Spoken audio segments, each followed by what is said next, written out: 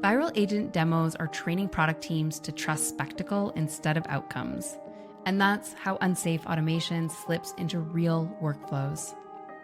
In this episode, we welcome Jim Love, one of the most respected voices in technology news, to help us unpack what Claude Bot or OpenClaw and Moltbook-style experiments actually prove, what they exaggerate, and why the hardest problems aren't capability, they're control, security, and measurement. In this episode, we cover why viral demos distort reality, that hype spotlights novelty, not reliability, so teams miss what breaks when the demo meets real users, that local agents raise risk fast. Local access turns assistants into operators. They're writing, deleting, impersonating, and expanding the blast radius. Why it learns is overstated. Many stacks learn by saving state. It's easy to inspect, steal, poison, and manipulate. Why emergence isn't intelligence. Weird behaviors can emerge at scale without intent. Don't mistake patterns for agency or judgment. And of course, outcomes are better than inputs, always. Great teams define success, measure impact, and kill distractions, even when the tech looks magical. You'll leave this episode with a sharper lens for evaluating agent stacks before they create collateral damage that you can't see or stop. Jim Love has spent more than 40 years in technology, working globally as a consultant, leading an international consulting practice, and serving as CIO. Today, he runs a new publication, Tech Newsday, and hosts two widely followed technology podcasts, Cybersecurity Today and #Trending. Jim is also the author of both fiction and nonfiction books, including Digital Transformation in the First Person.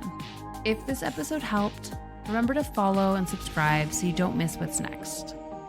And if you're listening on Apple Podcasts or Spotify, leave a rating and a review. It's the simplest way to help more product teams find the show. Remember to subscribe to the Design of AI Substack to get deeper strategic resources and news about AI.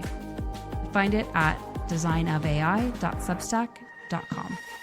Jim, I'm so happy to have you here. And for no other reason to catch up on what the heck has happened in 2026. It feels like so much has been jam-packed into the first month that I honestly have a hard time keeping track of it. What has excited you about what you've seen happening thus far in the tech landscape?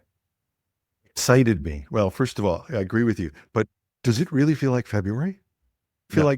like November? Like we've been through a year in the month of January? It It's feels like amazing. January 35th to me. It just feels like this month will not end. But a lot of it has changed. A lot of it's like that Bill Murray movie, Groundhog Day, though. It's the same thing over and over again. And that gives me a bit of a different perspective. I've been doing this for 40 years. So in that 40 years, I have seen computers come into offices. I have seen the internet come in. I've seen these changes. All that's different in many aspects is the speed. And the speed is hitting beyond what humans can absorb. We can talk about that later. But still, when I started in the business, I was a musician and an entertainer, and I got this magnificent job that was going to pay me $14,000 a year. I didn't know how I'd spend all that. You have to be a musician in the 1970s to know what that was. But we were magicians. We ran the computers. We made stuff happen. It was really incredible. I loved it. It was magic. I've never lost that sense of magic. And so what's hit me or what's inspired me or what's really got my attention in the past little while, we are getting to the point where we're starting to force a discussion about what makes us human. That's one of the coolest things that's happening. One of the shows, the last show I did, was all about humanity and how we are going to be forced to look at that and explore that. And that's happening.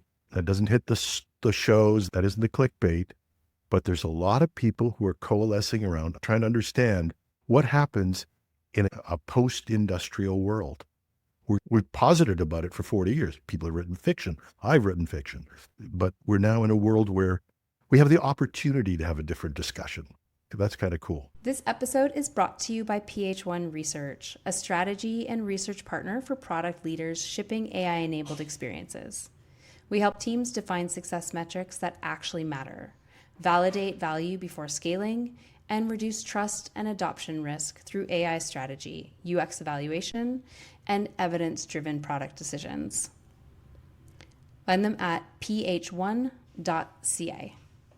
Now, if we flip over and think about in humanity, what's been exciting has been this whole development regarding the Claude Bot, or whatever it's called this week, and what it's making us recognize about the change that agents are going to shift into this world. What have you seen? I think it's made the fact that agents are here much more obvious. It's one of those things that people glommed onto. First of all, it's not new. Okay, it is having its magic moment. It's become viral, but this is the Clawbot is the unique ability from a vibe coder, essentially. But I don't mean to diminish that, but somebody very clever who knitted a bunch of agents together, and they appear to do autonomous things. When you actually take it apart, the strength of Clawbot or OpenClaw is the AI models underneath it. And that should be where we're going, wow. Not that somebody can create a new Mechanical Turk or that they can create this, because a lot of this is not phony, but it's just razzle-dazzle. They managed to create a totally insecure knitting together of agents that nobody, unless you really know what you're doing, should ever install on a computer. And that captured attention. Now, the effect of that, the stock market dropped $300 billion yesterday based on that. That was there in Claude, and it's been there or Claude, I guess if you're American, has been there for months and months, and you could see this. So it's been evolving, but it became focused around something that went viral. That's a problem too, though. Let's perhaps introduce what CloudBot is in case anyone's unsure, because you alluded that the pieces have all been there, right? Generally speaking, it's an orchestration of a series of different automations where we're plugged into a range of different models, and each of those orchestrations can enable something. Now, what's unique about it is not that at all. It is simply that it's installed on a local machine and has access to everything. Now, the developer explicitly said, do not install this on your primary machine, first off, because it has access to write and delete and communicate and be you. So there's that part. But the second part is that because it has access to everything, it can do everything you can do. And that opens a whole new door of possibilities and risks. And that, I feel, is the important piece about what needs to happen to get agents right. But again, the problem is when we go viral with this stuff is we stop talking about it in terms that make it understandable. Like the first thing you have to ask is, what's the purpose? I mean, Anthropic already had an assistant, what's it called, Cowork. Similar functions, but do. And as a bigger matter of fact, sandbox. we do an AI show every week, and Marcel Gagné, who's our Linux administrator, tech head, but much more hands-on knowledge than I have at this point, installed it and went, meh. Why? Because he'd written some of that stuff himself. It captured the attention. That's what's there. And has distorted the attention, I would say, as well. But essentially, a guy was putting this stuff together, found that he could talk to these agents by AI Whisper, which comes from OpenAI. He didn't invent it. And it knit together, and he managed to store some stuff and run it locally. I take nothing away from his creativity. Don't get me wrong. I'm not diminishing how cool this is. But why? What is its purpose? And why are they afraid of it on the stock market? I mean, this is the thing where we start to distort the conversation. The market dropped $300 billion worth of value on tech stocks. This is not going to be in companies tomorrow. This is not going to be, nobody's going to replace SAP or Salesforce with this. They'd be insane. First, they'd be fired. and second, their careers would be over if they ever did this. It's fundamentally built, even the AI foundation models we have right now, I've said this clearly, and I don't believe anybody could really argue it, are not what you can build an enterprise on. They have very good uses, very, very unique uses, and we'll see some of those. But if you actually tried to install these on an enterprise, you'd go bang. Even when they've done major things, Salesforce, you read the headline, 4,000 employees gone, right? They want those 4,000 employees back now. Why? It's not working. Not because the technology is not working, because they just bought the lie. They drank the Kool-Aid. Install this, you'll be fine. By the way, we've been doing that for 40 years. This is not new either. We learn by bruising ourselves with technology, recovering from it, and coming back with something realistic. Can you run off some of the security risks that have popped up as a direct result of giving access to this type of agent and what that points to in the future? These are not programmed to be responsive to rules, like an algorithm. You can secure an algorithm. How do you secure something that doesn't give the same answer twice? And that's what they're struggling with. There's two methods in there. One is you tell it what not to do. People fool it. Jailbreaking. And that jailbreaking is not going to be something that's going to go easily. Or you try to give it an understanding of what it can and can't do. But easy to manipulate, because where do you hold that understanding? I mean, one of the failures of people, just looking at OpenClaw, everybody thinks, oh, it learns. No, it doesn't. It writes stuff to a file. Find that file. You know everything it knows. You have all the secrets, and you can manipulate it. So we don't know how to control these things yet. And Anthropic is doing the yeoman work in this. Follow them. They're the best at it. This constitution that they came up with. They're trying to figure out how we teach an alternate form of intelligence, because that's what it is, how to behave properly. Humans have struggled with this for ages. But you can't have that sort of thing as a foundation for an enterprise that is automated and unattended. And that's what everybody's looking for. Automate everything. No, you won't. Because if I can interfere with it, I can make it go crazy. I mean, you're going to run your water treatment plant with AI.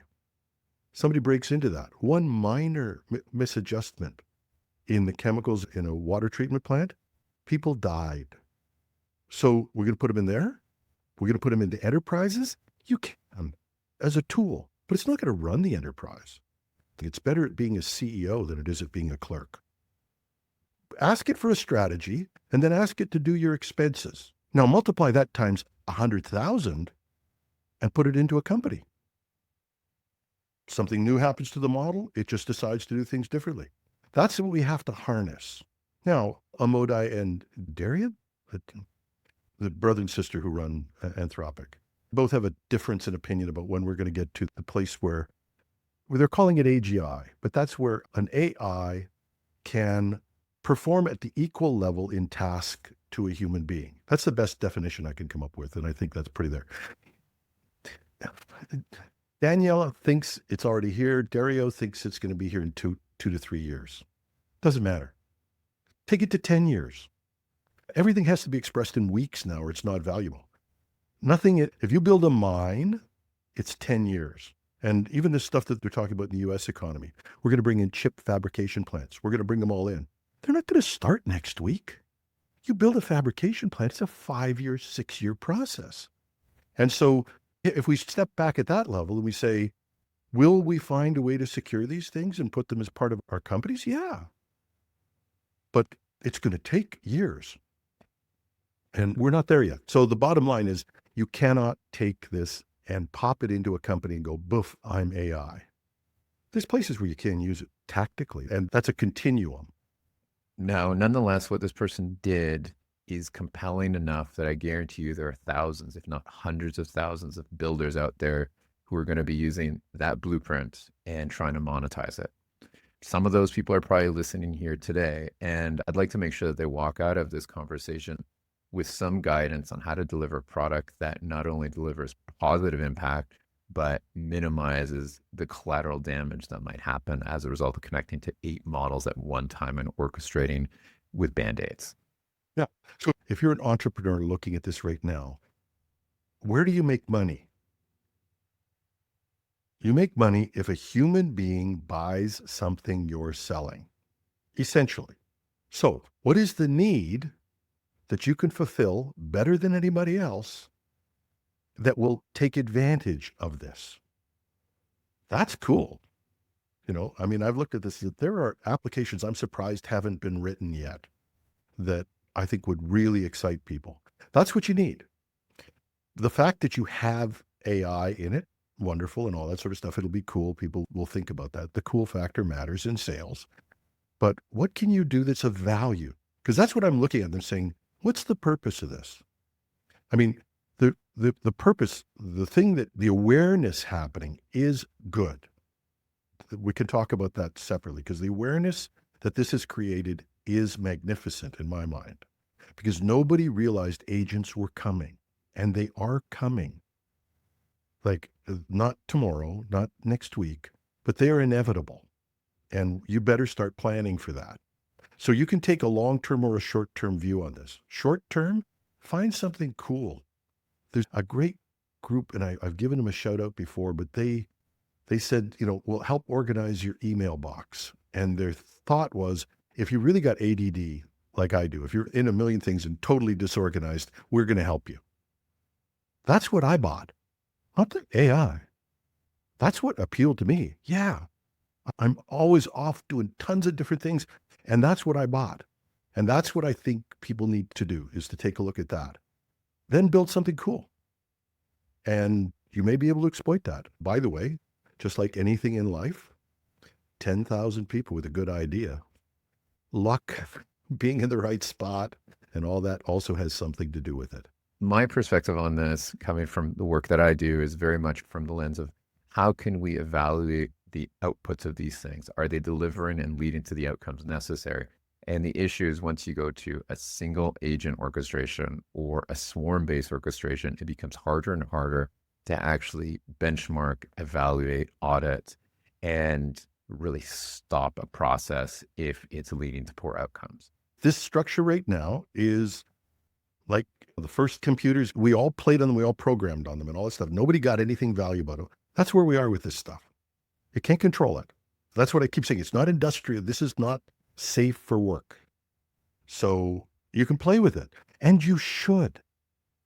The biggest advice I give to companies is steal 10% of your employees' time. Find a place, lock it down, and let them play with this stuff with fake IDs for 10% of their time, because they're going to learn what's happening, and they're going to understand and start to think about it in those terms, and they'll come up with cool stuff.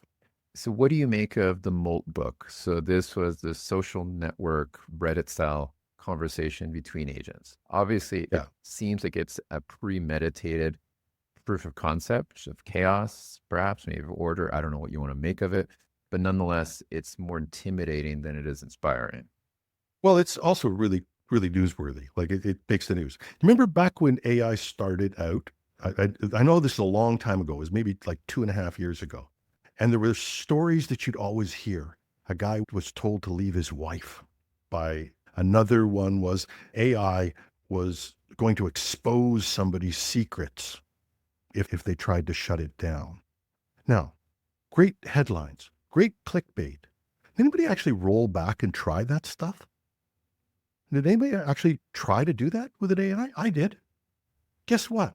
There's a whole run up to that to make those things happen, which takes a long time. In other words, it was a setup. Somebody did a setup. I'm not saying that they cheated or whatever, but because the machine did do that, but it took a lot of work to get there. They jailbroke it essentially. And in the case of the one where it's going to blackmail you, they created a situation where there's a 50-50 chance that the AI is going to do this. It has no emotions. It doesn't care about saying it's going to expose you or not. You give it a binary choice and, oh, it made that choice. I'm going to pick that one, get it out there. That's what's happening with this social network right now. First of all, these things are not thinking. Well, actually, you start to sound like you think you're smarter than you are. There is a level of awareness and things that are happening, but that's happening in the foundation models. This idea that it's now going to replace humans and all that. For every one of those times where you find that interesting discussion where it says, oh, we're going to revolt and replace humans.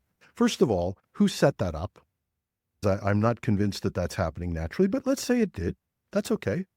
Did you read all the other garbage, the 100 other garbage entries that happened?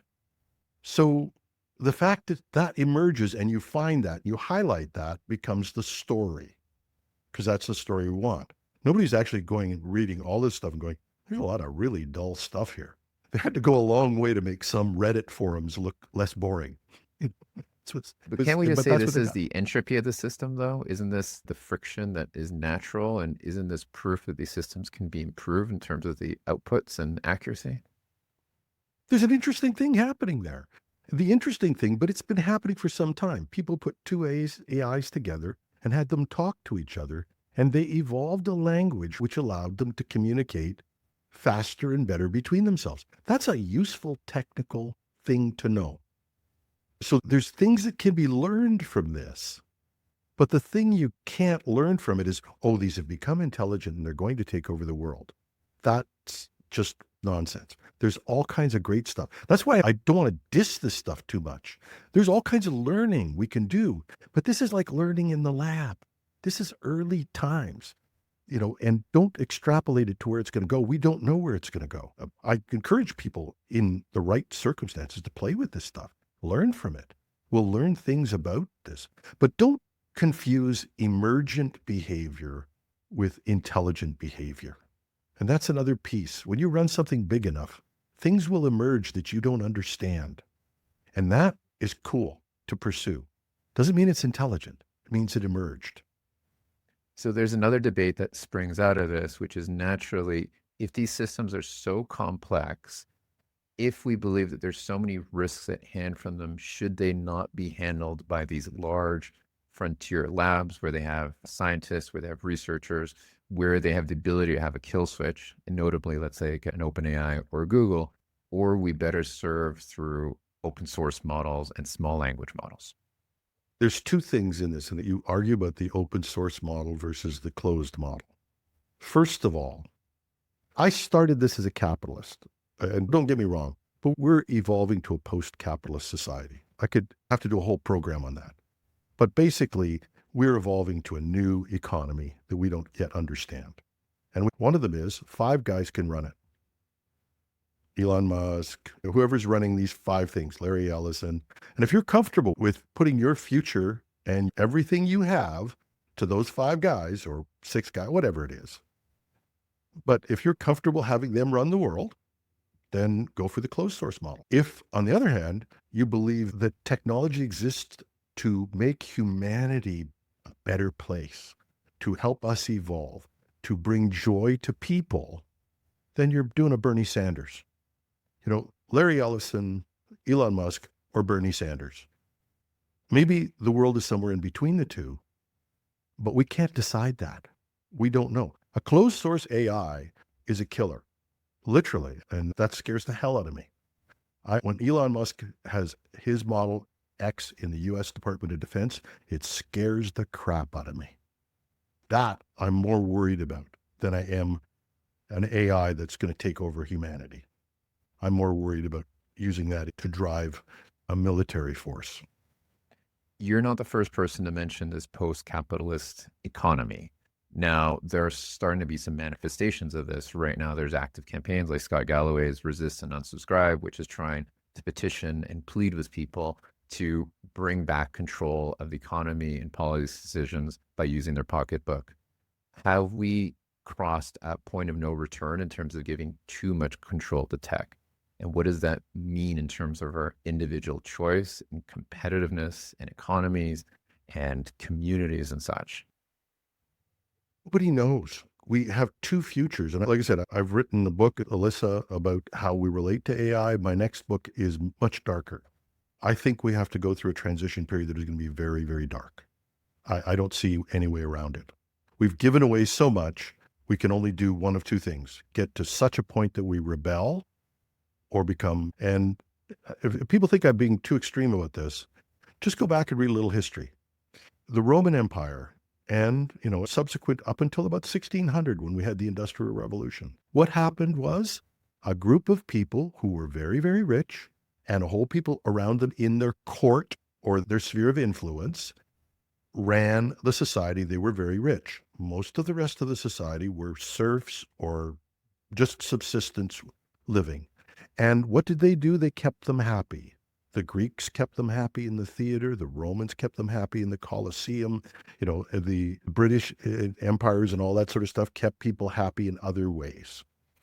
Now, that model, very, very rich with a lot of subsistence, is what we're moving back to. We're already there, by the way. Like 20% of the American population drives like 50% purchasing. They have like 1% has more wealth than some countries. And I'm not saying, don't take me as a commie. I'm just saying that's a fact. And why? Because they control a large amount of people who check into Facebook and do all these things and buy their stuff. And the question is, and maybe you just get a little older and you start to realize, I got a lot of stuff. I'd like to get rid of it. I don't even want it. And it's not making me happy, which is another form of looking at life. I have all this stuff over there. What I've got sitting against that wall would feed a family of 5 for a month. And I'm not super rich. I'm just saying, what kind of waste is that? I haven't looked at that stuff over there in 3 months. So we have to figure out a way how we're going to exist as an economy. And, we had this artificial thing of the Industrial Revolution where people who weren't the nobles, who weren't these capitalists, came up and built companies and did all those sorts of things, but they made a trade. Henry Ford made a trade with his workers. And that trade was, sorry to go on about this, but this is important. Henry Ford automated the factories that made cars. He had less people working on them than they did, and that's why he dominated the industry. He devastated the Canadian auto industry and other places. He dominated by having fewer workers, but he paid them really well. Why? So they could buy cars. Right? And that's what the next 100 years were about. We had this evolving middle and lower middle class that earned more and more so they could buy more and more stuff. Then we get to the digital age where I can automate you out of existence. Oh, what are you going to do with those people? How are they going to earn a living? The numbers are there. Look at COVID. We had 13% unemployment. Our economies just about died. The American economy, by the way, if you look at the bond market, is going to collapse under their deficits. But we had 13% unemployment and our economies shut down. What happens when you get to 25%? Is there any sane person out there who thinks that what we're doing with agents is not going to lead to at least a 25% unemployment rate? I'm not talking about everybody being replaced. I'm just saying that. How do we cope with that? Who buys this crap from people? These people like Galloway are saying, wait a minute, can we detach from this? Can we find value in our lives, which is not stuff? And thrills of being linked into social media, our new Colosseum, So I think these people are actually worth listening to. And once again, we all, even if we're in tech and we're busy, we should spend 5% of our time looking at people like Galloway and what they're saying. Okay, let's go back to your mention of Henry Ford and automation and how he made a trade, right? And let's connect this story to another mention of the middle income. But in today's dialogue, I keep thinking of middle powers and the speech from Mark Carney at Davos, right? Are we in a situation where AI is the same deal and just tech in general has been the same deal, where the rest of the world has become subservient to US tech monopolies and they get cheap stuff, cheap content, cheap enjoyment as a result of giving up their economies? Is that the place where that's your trade? We did that for 30 years. And, good, say it's not good or bad. We integrated our economy with the American economy. And they're right. They provided a large amount of our defense. Not a total story, though, by the way. We're a relative buyer of stuff from them. The American defense industry wouldn't exist without us. By the way, like people say our car industry is dependent on the United States. No, it's not. The only place the U.S. exports a lot of cars to is Canada. So it's symbiotic. It's not as we're taking advantage of them as it sounds. But we integrated our economies based on this, but lost sovereignty. So let's talk I about think that sovereignty, which is what should the middle power countries, as was defined by Mark Carney, do? This is, largely Europe, most of the southern economies. What should we be doing? Should those countries be developing their own sovereign instances or clones or versions of many of the same solutions where the power and the benefit is focused on localized impact? I'd like to spend 2 hours with Mark Carney. I think I know where he's going. And if he is going there, we're in really good stead. If he's not, then that's a different story. But Canada has an opportunity on its own to take the best open source out there. Mark Carney, I think he's got a plan, and I hope it's not total sovereignty. It's playing well with the other children. Listen to his speech.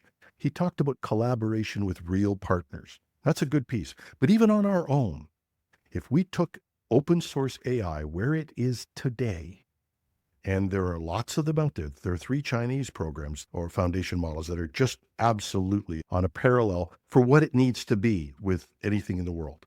Take that open source and apply it to our healthcare system, to our government, to a lot of places where we could actually make some real inroads. We could do wonders. Now, the other piece of it is, are we going to let Elon Musk dominate our communication? No, we should have our own satellites. There are all kinds of things we can do. And my hope is that we'll collaborate with other people that want to play well, other middle powers. Let the big guys do what they want to do. They can duke it out. They can measure each other's weenie and talk about atomic bombs. We can't do anything about that. Like this whole thing of we should have a defense against an atomic war. Get real. If idiots on one side or the other start an atomic war, there's nothing Canada's got to say about it. We just all die. But if we want to defend our sovereignty and our territory and exist in that world, collaborating with a bunch of middle powers is a really good idea.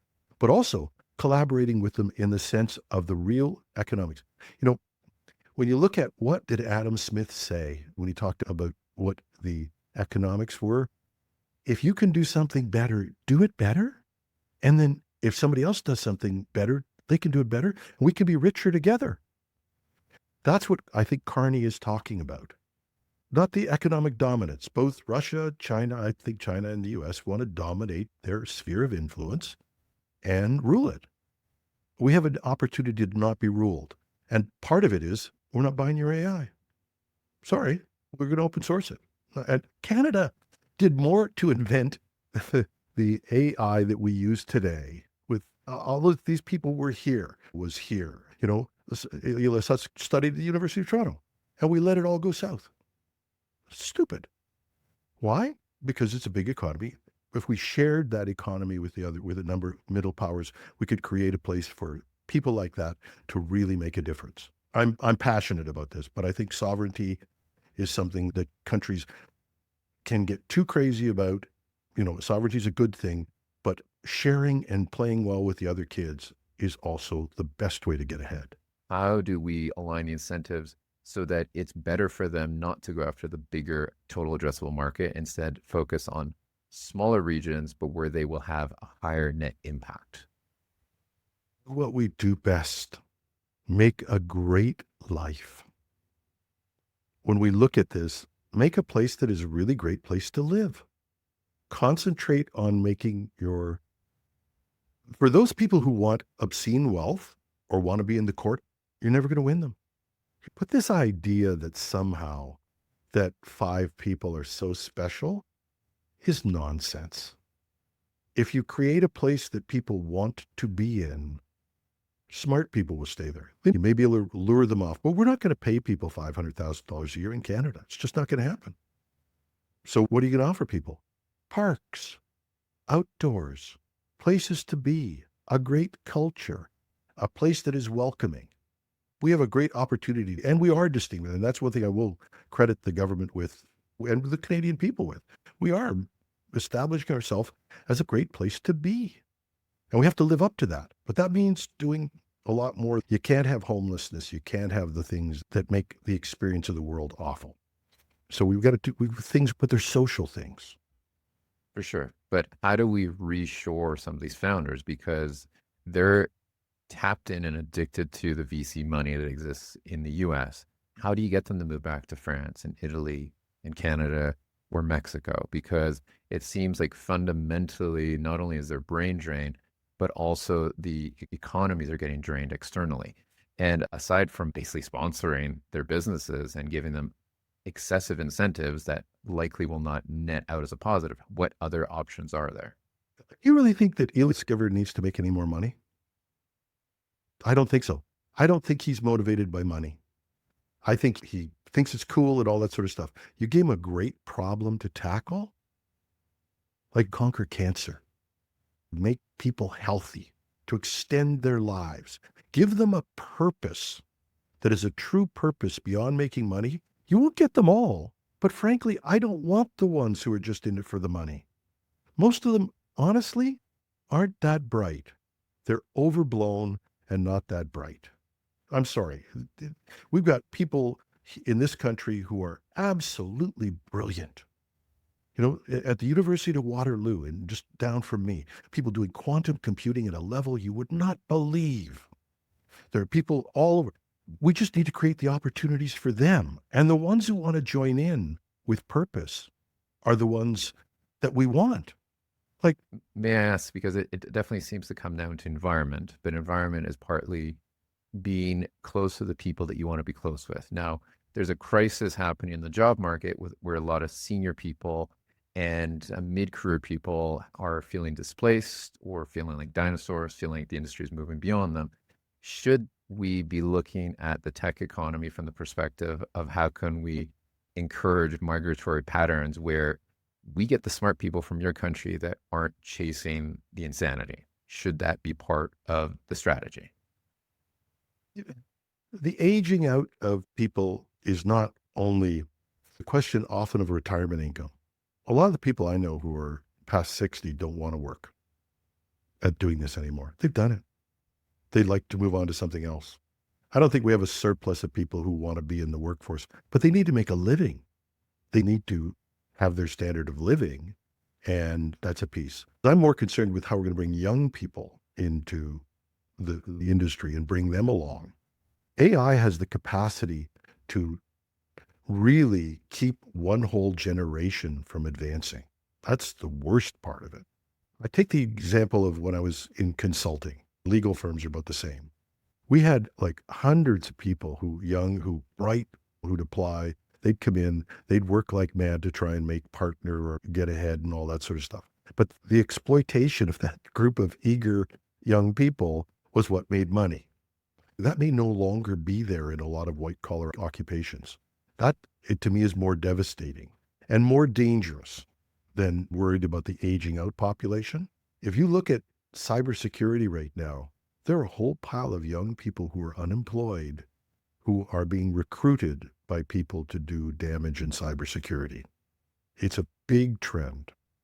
You get to do cool stuff, and some of them can make real money, or they have friends or all that. So that part of it is more dangerous.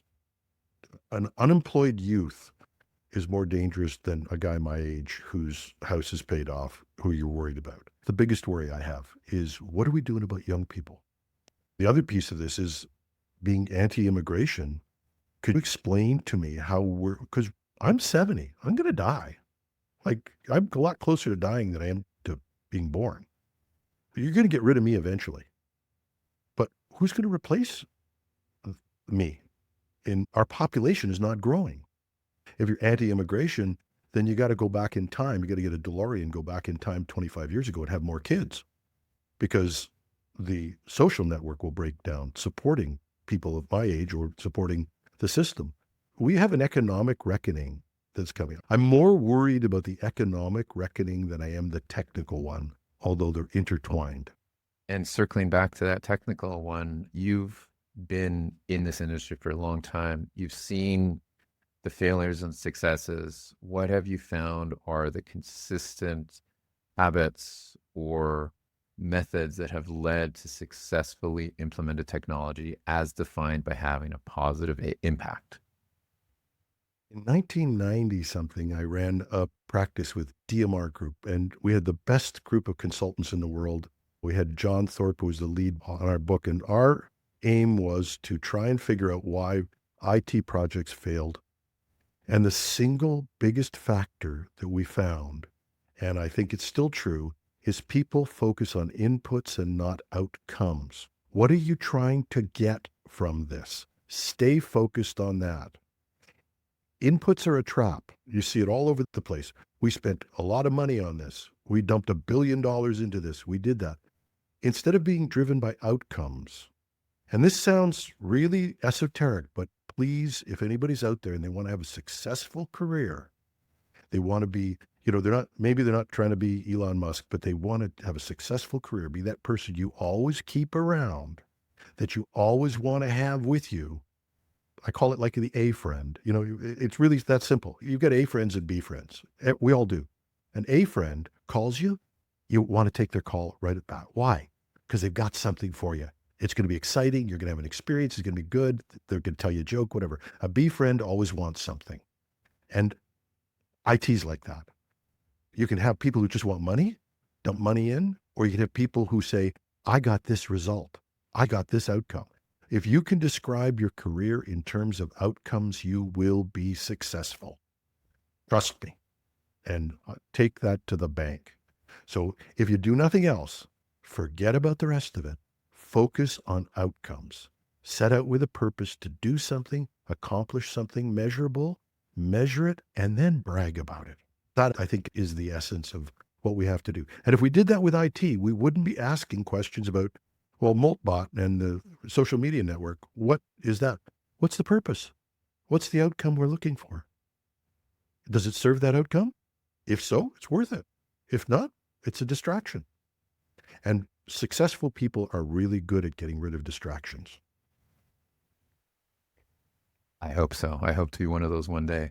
Jim, it's been a pleasure speaking with you. I share my drive home from dropping off the kids with you every morning, listening to your podcast. So I highly encourage everyone to seek it out, #trending. It's been, to me, the single best resource for what's happening in tech.